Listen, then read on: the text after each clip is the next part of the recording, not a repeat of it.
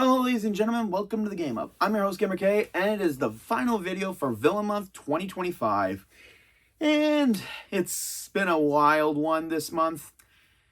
I had a couple videos that weren't really villain related, but basically this one is something a little bit more into the spooky and the supernatural vibe, with a lot of villains peppered here and there, because we're going back to the second last season of one of my favorite...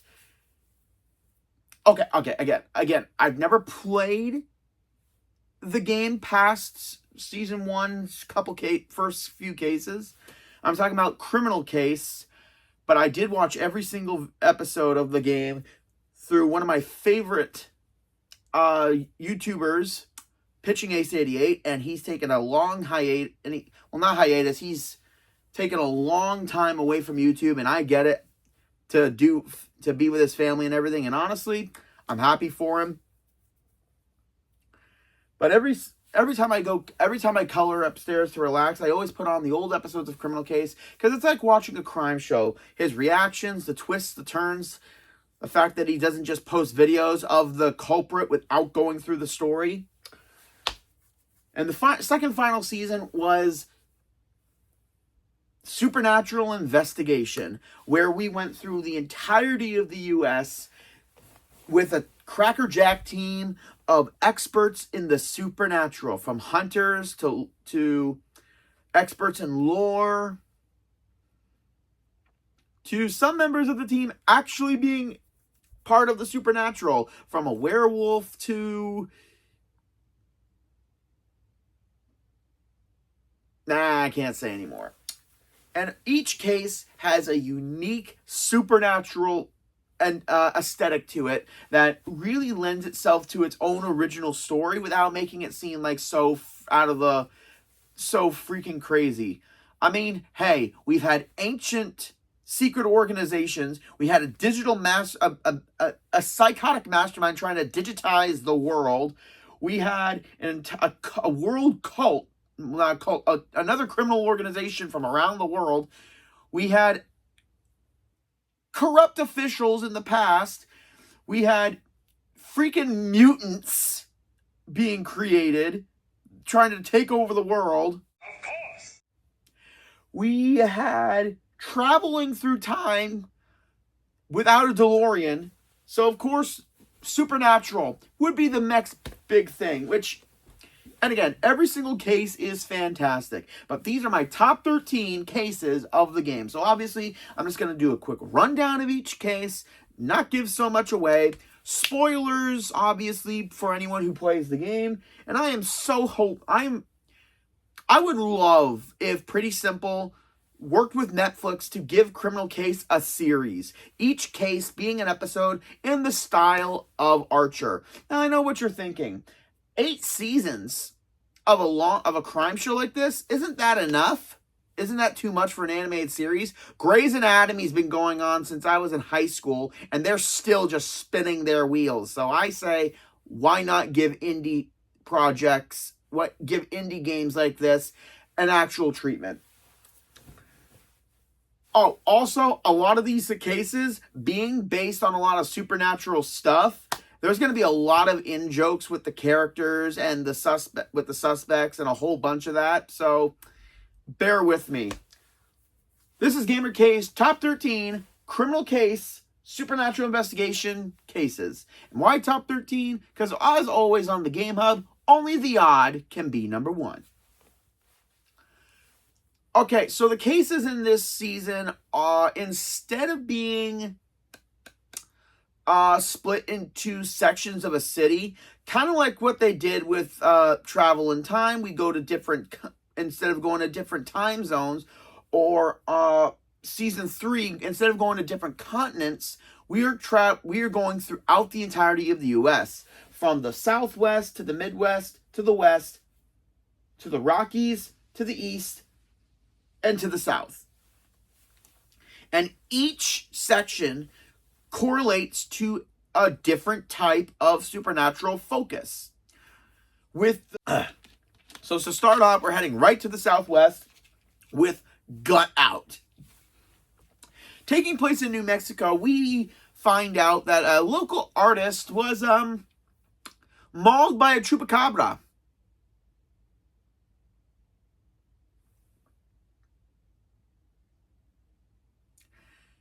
Yeah, a chupacabra, ladies and gentlemen. That's where I'm starting my list off with. But this one, unlike a mauling that we would originally suspect, this monster was thrusted upon the victim intentionally.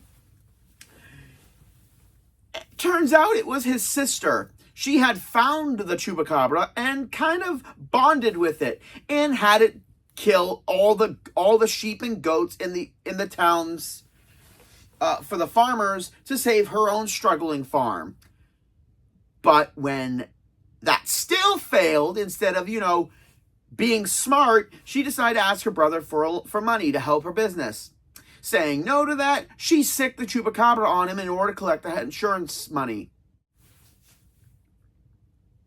Yeah, not even a minute to explain the case.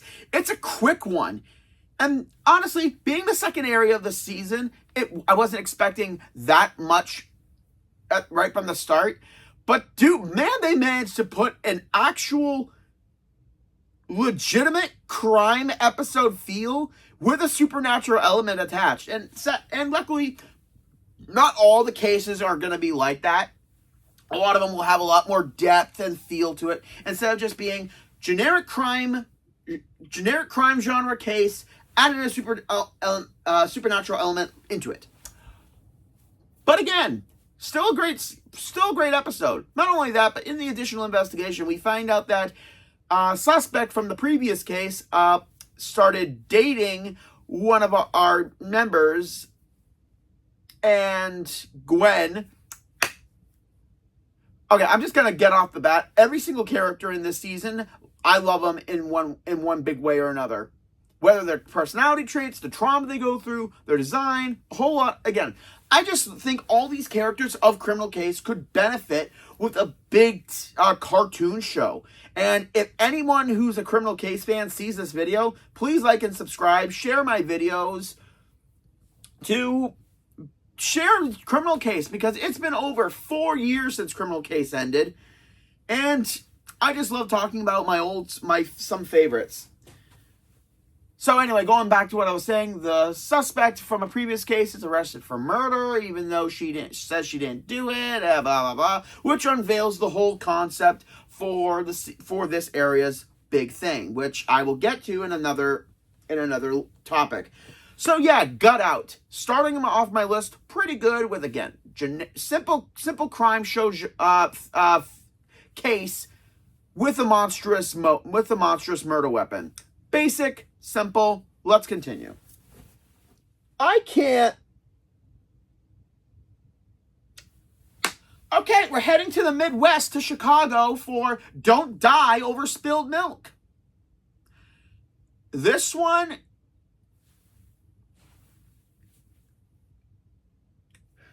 Criminal Case is basically known for parodying a lot of celebrities and in characters throughout media in their cases in each season. Like, if you really look hard at the character designs, you can definitely see who they're parodying. But this one is absolutely fantastic. For horror fans out there, Don't Die Over Spilled Milk is a parody of Candyman. Basically, a man who is the victim is literally Tony Todd. Yeah, the Candyman himself. I'm not even lying. And I find that very hilarious. And the murder weapon is still a butcher's hook, if I remember correctly. Oh my god. And not only that, but the killer is a spin-off on the end of the protagonist of the story. So the protagonist killed the killer in this, but it's an interesting one, considering the urban myth of the milkman. I am the milkman. My milk is delicious. I am the milkman. My milk is delicious. I am the milkman. My milk is delicious. No, not that one. Although that would have actually made a little bit of sense if they actually went that way.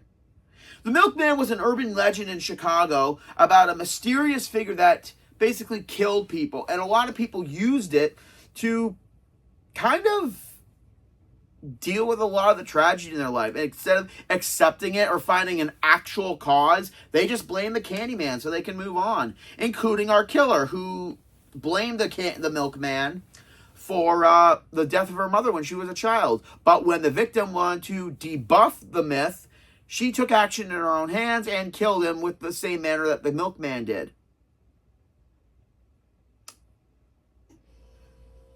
It just goes to show what a lot of people will do to not have to deal with their actual trauma. And it's easy to blame a supernatural presence than actually for people to look for an actual resolution to their problems. And the Midwest is where we start getting the witchy aspects of ours, with the additional investigation called Fire Burn and Cauldron Bubble. And if I look at the artwork above, they picked cute witches for that cover art, which is, who doesn't love a gorgeous witch? But yeah, Don't Die Over Spilled Milk. Great parody on a very popular horror franchise. Thank God they didn't go for Nightmare on Elm Street, because I could only imagine what they'd come up with for a murder. But it gets things rolling. Again, that's 2 second cases of the areas, and they're done pretty well. Going into the beginning of the season with the Midwest, The Curse of Blackridge, where a property developer was trying to buy up the land of Blackridge. And a lot of people thought it would kind of a money dispute or something like that would be the motive. And like I said, the West is the starting point of the season. So the first 5 cases gives us a huge thing into the supernatural elements of a lot of the season. From the vampire to mythical beings, with Bigfoot being the victim. To this case, to a werewolf case, and then to the final case of the season, where it kind of delegated to a whole bunch, to focusing on the vampire story, but also setting us up of what we could expect throughout the season.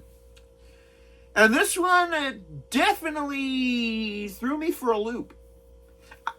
Upon arresting the killer, we find out that he keeps claiming he's innocent, that he didn't do it, until something happens and it turns out that a ghost of a prospector died and possessed him. Turns out that a gold mine explosion that basically killed the miner leached a lot of lead into the soil, making it toxic to people who would come by. So for so many years, the ghost has been haunting people to basically stay away. And thankfully, this wasn't a stupid Scooby-Doo thing where there was like a hidden treasure or something, and they just used the ghost story to keep people away, but then they actually resorted to murder. That is something that would have been really funny, but they actually went the way with the ghost actually being the killer, which was, again, pretty cool. And again, possessing our killer, obviously they couldn't really arrest him for something he actually didn't do. So basically, at the end, we just send him to psychological evaluation where he'll be fine. And then we discover that basically we reverse the damage of the tainted soil, so the ghost could finally rest in peace. I like cases that add a little bit more than they usually should. That doesn't involve what the additional investigations have to do throughout the story. It just gives a little bit more for each case. And I know that I'm kind of quickly rapid firing through these because, as I've noticed in a lot of my videos, I tend to ramble a little too much. Oh, shut up! Okay, this one is a little bit of the weirder side. Going back to the Southwest,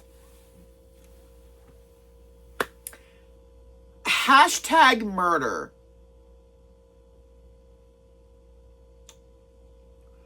Okay, I knew that we were going to get a lot of creepy elements in this season because it's supernatural. And it is a mature game, but I didn't think the writers and the creators were going to go super, super creepy with this. I can't speak on this one that much because it's creepy and it's just super creepy that even watching it, I started to shudder because it's the atmosphere and the whole resolution of this case that absolutely shocked a lot of people. Like again, I knew they were gonna do something creepy with this season in one way or another, but I didn't think that they were gonna go full on psychopathic. Literally, I can't even speak. I was dumbfounded by this case. Even watching Ace play it, I was creeped the hell out. So, one of our previous suspects in a previous case who's a tourist, had gone missing. And the only thing that they found this is one of the few times when Criminal Case does a reveal, they do it pretty well. Considering in the first crime scene, we didn't have a body, so I thought this was going to be a unique thing that they were going to do where the victim was kidnapped instead of a murder. Because every single case has been a murder. Although, a number of times, they never really do the crime right when we first show up. The crime scene is usually later after we discover certain sequences of events.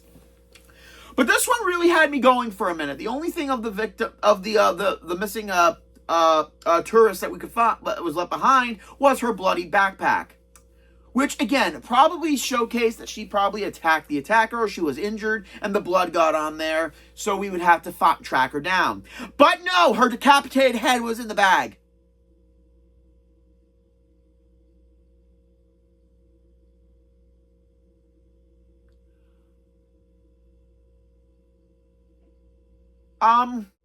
The evidence we get brings us to this literal... Wait, where is this? Where is this case taking place? This takes place in Las Cruces, New Mexico. Island of the Dolls, Mexico City.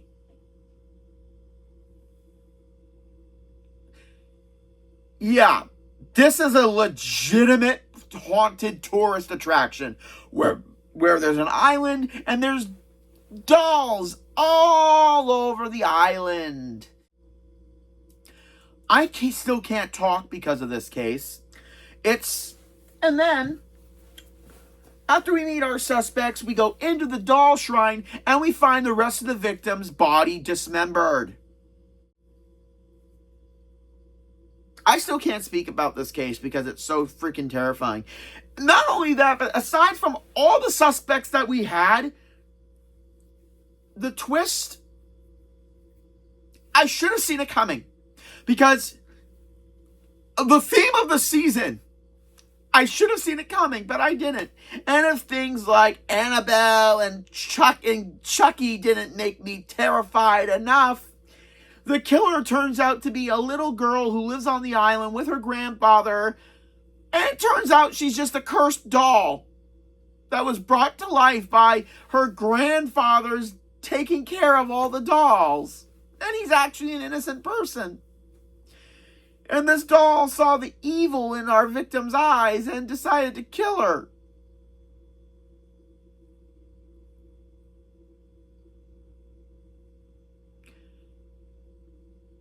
But luckily we didn't. We destroyed the evil entity with a single shot to the head, thankfully.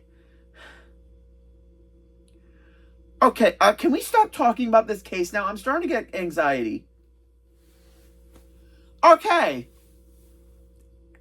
Hashtag murder. I'm done talking about it. I'm not talking about it anymore. Let's continue to the Rockies, a good area where I actually enjoy the theme of... Dead heat. Actually a pretty good case. Not something I was expecting. Where a up-and-coming race car driver is taking on his first race, and the car explodes. Okay, this is our canon one regular case throughout the entirety. That's basically simple. Okay, was it a car bomb? No, it was a curse. See, even they make something so simple into something really amazing. So it turns out that the victim didn't die right off the bat. He was sent to the emergency room, and he didn't die until chapter 3. And turns out the murderer was a little bit supernatural, but not in the way that you think. The victim's grandfather basically made a deal with the devil when he was a race car driver in order to become super famous, on the condition that he would be the only member of the family to be a race car driver. Okay, this is giving Ghost Rider vibes. I'm just going to say that. And with the grandson wanting to be a race car driver, he put a curse in the car to guarantee his lineage, or he would suffer eternal hellfire. And this is more of a case of not supernatural entities, but supernatural superstition and panic. Because even though he started seeing the devil everywhere he went and started feeding his paranoia, because our leader told the guy that there was the devil doesn't exist. Yeah, in a world with supernatural stuff, the devil doesn't exist. FYI, that's amazing foreshadowing for later in the season. Literally.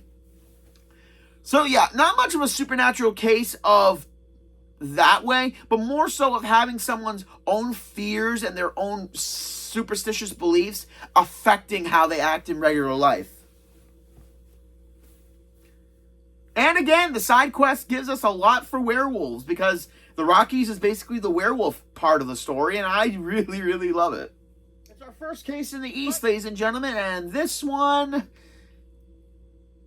has a lot, is primarily based on one specific fairy tale, or at least story. No Leg to Stand On, where the rowing captain of a university is found dead with his leg severed near the water. And our victim's name is Eric. And we have to deal with a kraken that's in the lake of the school.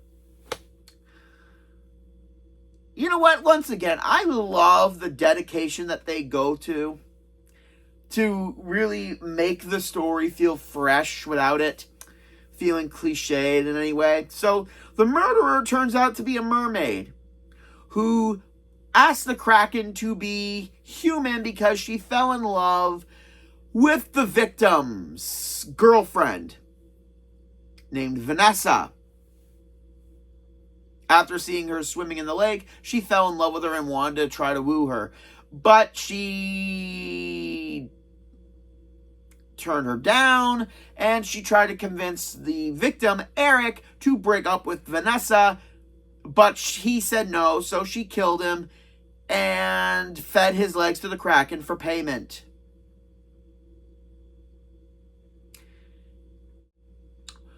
You know what? I'm starting to think that the grim version of a Little Mermaid isn't as dark as we once were meant to believe. I gotta say, I did not see it coming. It's one of the few times where, again, they do a big twist on a popular story in such a way that's so ridiculous, but it works. It's pretty fun. So yeah, No Leg to Stand On gives us a lot of supernatural stuff, sets up the events of the second last area, and it does it flawlessly. Well, we're going back to the west, ladies and gentlemen, for the final case of the area, and had to deal with a vampire that's trying to do a forever potion that makes them fully immortal, which has been the whole story of the first area. No, I'm not doing it. I don't care if it's the joke title. I'm not doing the sound effect. because I do too many jokes, and this video isn't going to be one of them. Wow, we're halfway down the list already. Immortal Combat, where the vampire leader who we met in the first case has been beheaded. Okay, seriously, I know it's a horror season and everything, but not everything needs to be decapitated, ladies and gentlemen. Seriously. Turns out it was another vampire that we met in the previous season who, when the victim found out about his scheme to become immortal, said that it was too much. So he killed him in order to become fully immortal. And after we found the weakness to this immortality potion, we killed the guy.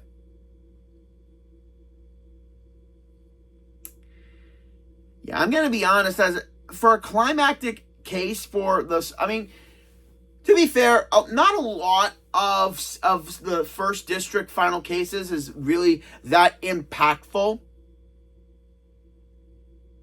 Actually, now that I'm thinking about it, this may be the one that is my least favorite, considering the theme was kind of, didn't really build up on a lot of, because this whole section was just to build us up to the other cases of supernatural aspects, from werewolves, ghosts, and all that other stuff. The vampire, I feel like the vampire thing was kind of not thrown in last minute, but I feel like it was the main of the additional investigation, not so much as the cases as a whole. But yeah, Immortal Combat definitely gets near the halfway mark of the list because it was such a great case, and it definitely set the way for the entirety of the season. Going back to the Midwest with another area-ending case, Scry for Help. One thing I didn't mention in a big thing in the Midwest is finding, because it all is all about witches. Because a demon, yes, there are, in the Rockies, we find out demons are real, and they're the main threat of the season. Have been haunting our team member Gwen's dreams for a long time, and we need to develop a potion to prevent that. So the witches in the area are helping us, including Belinda. You can already guess what she's based on, guys. It's not that difficult to figure out. But we also find out that throughout the Midwest, a lot of children have been gone missing. Yeah, witches, missing children, the Night of Walpurgs, and given the fact that they did do a candy house, man, they just shove a whole lot into this season, and I love every single aspect of nudge in certain pop culture. We have Scry for Help, where the good witch has found where the children are somewhat, but she was drowned in a cauldron. So yeah, we still need to find these children and stop the evil Knight of Walpurgs in order to empower a witch's coven. And the murderer was basically a young witch who was nixed to join the coven, and an evil witch who we met throughout the season, throughout the area, basically tricked her into killing for her. Yeah. So, long story short, we stop the evil witch, we get the spell, we are no longer haunted by demons. This one has more stakes than Immortal Combat, which is why it's higher on the list and right above it. It's got a great story. It's got great references. It's a case, because this is the first time in criminal case that we dealt with missing children, i.e. World Edition. I know it's called Save the World and everything, but I prefer it being called World Edition. But overall, it's still another great area, and it works in a witchy story very, very well. And again, I do love when these cases kind of go more into not just basic murder, big whole grand scheme. I mean, I love it, but I love it when they do something very unique. Because if it's the same thing throughout the entirety of the season, it gets a little stale. So Scribe for Help, again, definitely one of the better ones. Ironically, the case before Scribe for Help is above it, and because of its uniqueness. A Murder of Crows, and this one takes place over the rainbow. Yeah, it's Wizard of Oz themed, and they do it fantastically. Literally having a Dorothy character in a magical park that basically looks like the Emerald City, where the guy who plays the lion character is murdered by being pecked at to death by crows. As it turns out, a magic potion was put on him that made crows violent. I guess they couldn't get flying monkeys for this case. And a previous suspect from the Milkman case, whose nickname was the Tin Man because he was a drug dealer. So we got the Lion, we got the Tin Man, we got our Dorothy, and we got our Wizard of Oz, Mr. Sparkles. I swear to God, I can't make this shit up. And honestly, I thought this kind of case was gonna... Again, here's something I always find. I always find like this case right before the final of the district ender tends to either be a setup for that case or has nothing to do with it whatsoever. And because of the uniqueness of the case, of it being Wizard of Oz, I was 100%... They even set the case in Kansas. Okay, yeah. Upon further investigation, ironic, every single suspect in this case is basically looking like every single member of the Wizard of Oz. We got the Tin Man drug dealer, we got the Dorothy lookalike, we got Mr. Sparkles being the wizard, we got the Scarecrow dude, and we got Belinda the Good Witch. So who do you think did it, ladies and gentlemen? Going into this case, I thought it was going to be something where, because it's a theme park, what better way to lure children into the witch's grasps? So I thought the victim either was working for the witches and getting the children, or he was a guy who was trying to stop the kidnapping of children. And I really thought that's what they were going to do with it. But they pull out a twist. Turns out Mr. Sparkles was the murderer for a reason that was, it's so contrived, it's so unique, it's so dumbfounded in a case like this, but at the same time, I believe it.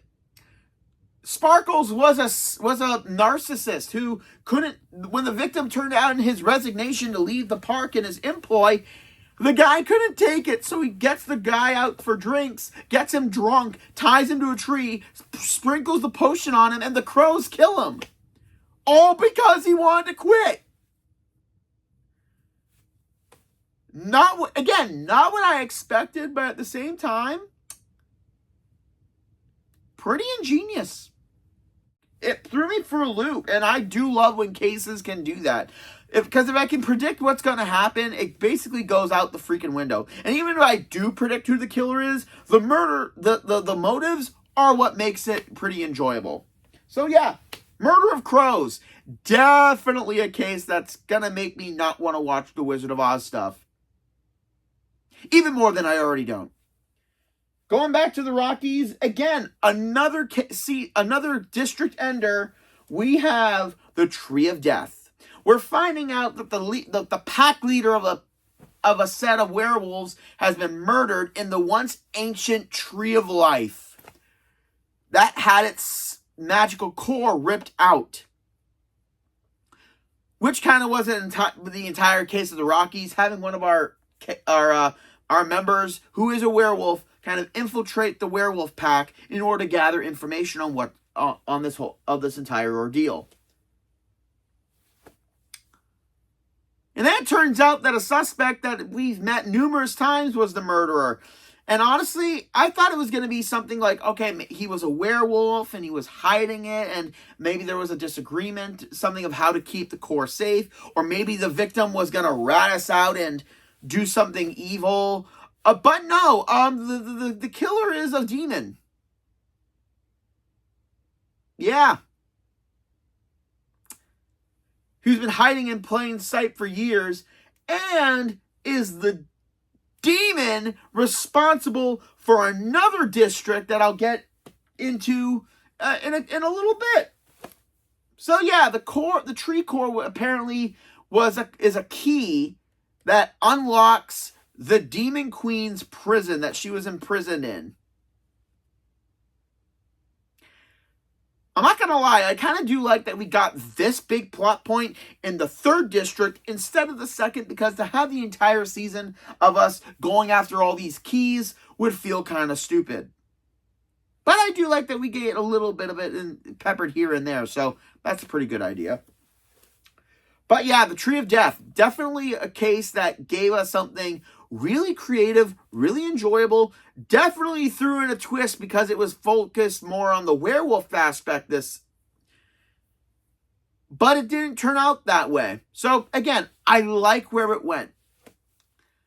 Kind of ironic, the second to last case of the East is number 3 on the list with the 3rd degree.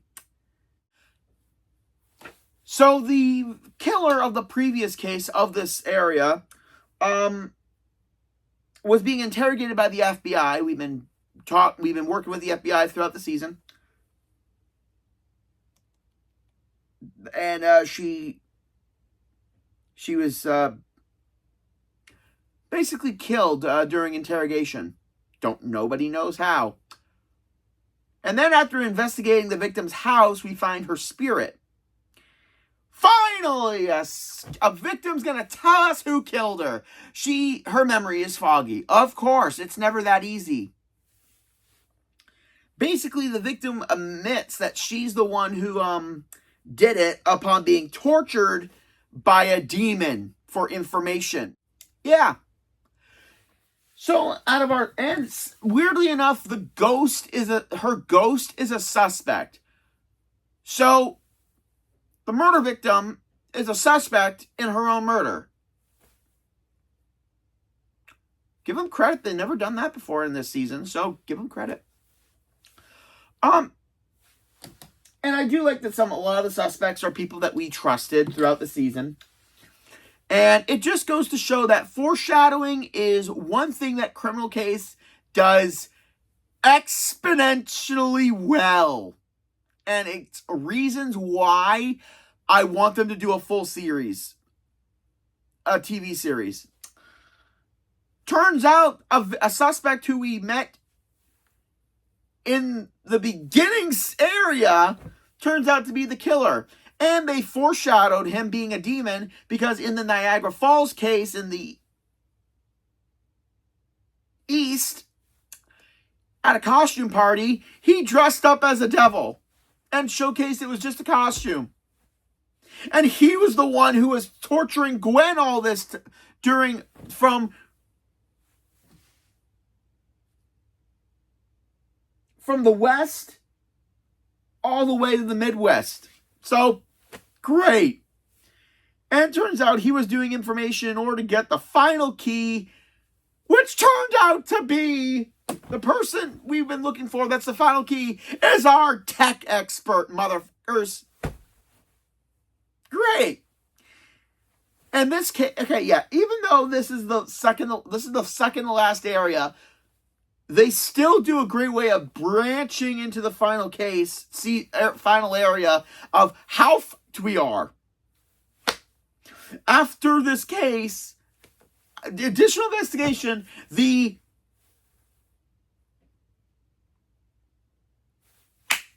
know what?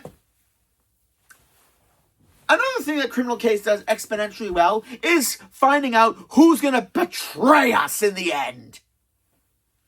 Whether it's done earlier, whether it's done later, doesn't matter. I still want to scream.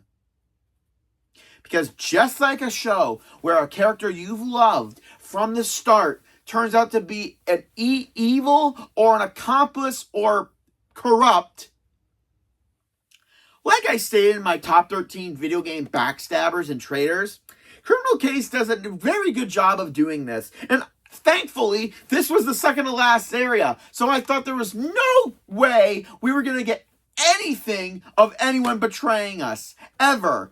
Although, because of the previous seasons, I was looking at everyone thinking, okay, I'm... Oh boy. But turns out once the Demon Queen was released, it turns out she looks human for some reason. And it turns out it's our Chief Jacob Arrow's wife. Turns out we find out in the next district that she was a fairy. And the only way to imprison the Demon Queen's essence is by having her be in a good person's body. Yeah, apparently an old buddy of his took his wife's body and used it to imprison the Demon Queen to prevent her full evil.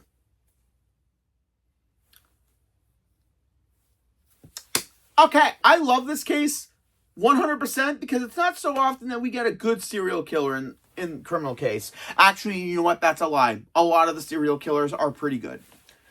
But the ending of the Southwest, the ghost of murders past.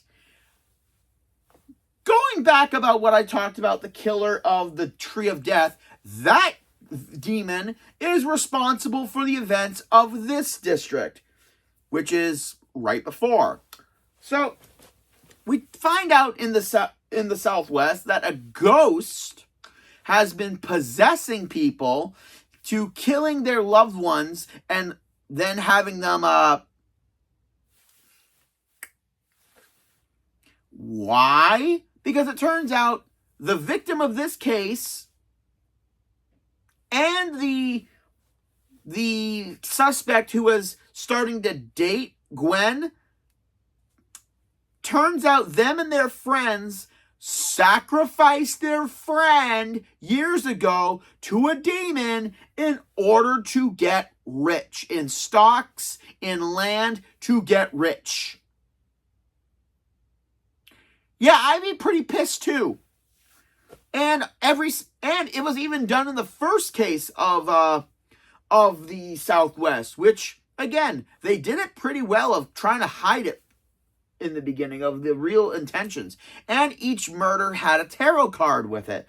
And in this case, the victim was hung upside down from a cactus representing the hanged man. Which again, I do love.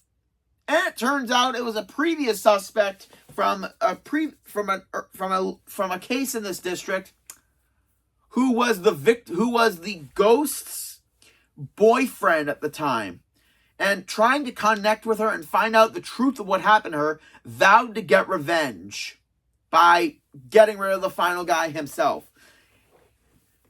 And then the ghost possesses our buddy Luke and threatens his life. So we got to find a way to excise her ghost.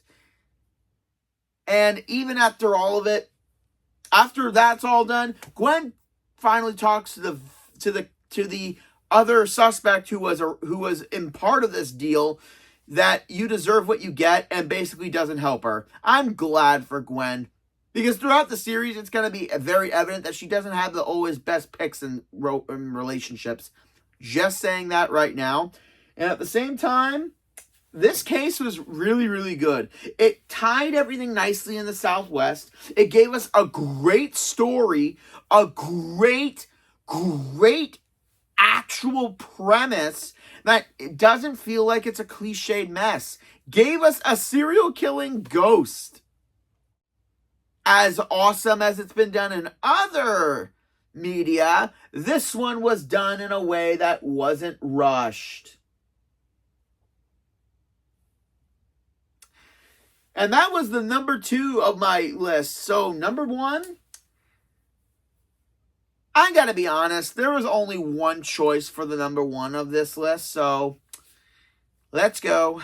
Burns it in spades. we have To Hell and Back, where after trying to breach the netherworld, we are all imprisoned in hell. Where the demon who's been helping us the entire season is finally killed. And a lot of the attributes, obviously it's going to be a demon, ladies and gentlemen, because the killer bathes in the river Styx, the killer has a hellhound, the killer has an astral weapon. Turns out, another big cliche of a killer being a killer again. The killer from the Tree of Death, Zeke, the demon responsible for the Ghost of Murder's Past, is the final victim because he kills our demon colleague and gets his blood, as it's a crucial part. Okay, so the queen needed to drink Arthur's blood to gain enough power to rip the veil. He explained that he had grown attached to the... Oh! Okay, so this is actually a good one, where killer actually switches sides. He'd grown attached to Earth and tried to... during his time.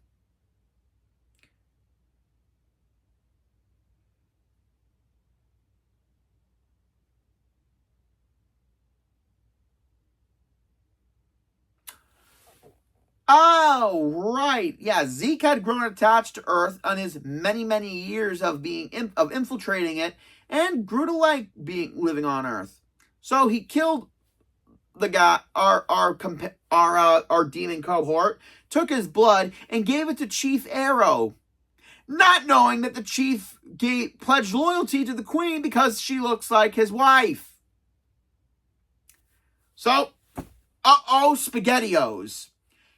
And then one of the guards kills Zeke.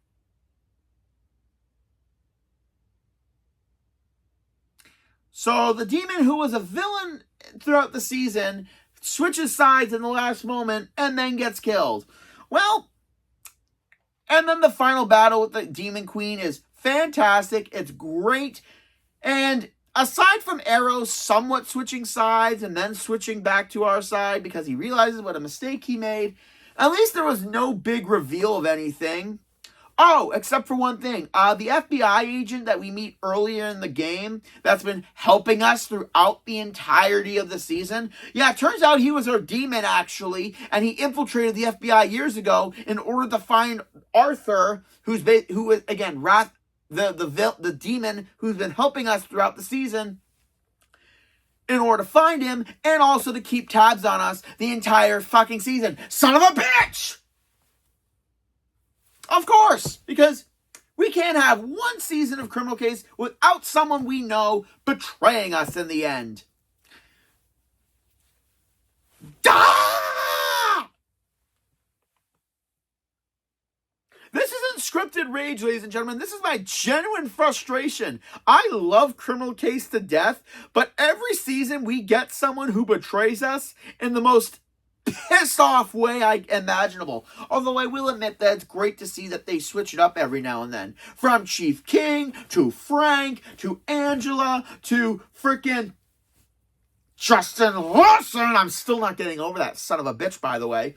To, finding out that the people we meet along the way were members of Ad Astra, to Nabet, to the FBI agent and Arrow. The season was cut so short, it didn't give me full time to take as effect as these seasons. And that was To Hell and Back, a season finale case that has a big twist, great atmosphere, great story, another fucking stab in the heart to me. Because everything just went under the radar for me. I keep saying that I'm always going to be on the lookout for future traitors, but it goes so smoothly under the radar that I can never really tell. And that's called good writing. And that was the cases, my top 13 cases of Criminal Case Supernatural Investigation. And that concludes Villain Month 2025, ladies and gentlemen. I hope you guys enjoyed this video, and I hope my ranting didn't really annoy you so much. Like, comment, subscribe down below, and after talking about a bunch of traitors and that happened in criminal case, it's kind of nice to kind of appreciate a loyal second in command that isn't trying to backstab you constantly and is actually a good character. Hey, join me next time when I begin November with a Funko review of a cybernetic entity that is as loyal as he is brilliant. This is Gamer K, logging out.